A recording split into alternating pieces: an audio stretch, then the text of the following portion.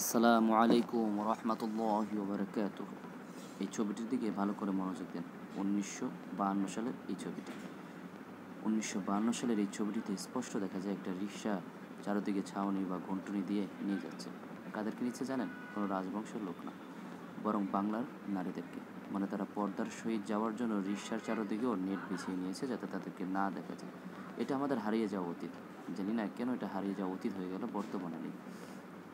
আমি হয়তো দেখি নাই, এটা ছবিতেই পেলাম। আপনারা কি দেখেছিলেন? শেষ কবে জানেন?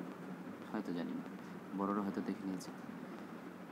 1954 সালের, 52 সালের, 50 সালের এই ছবিগুলো এখন আমাদের সামনে রয়েছে অতীত হিসাবে। নারীরা কতটুকু পর্দায় অবগমান হলে এটা করতে পারে।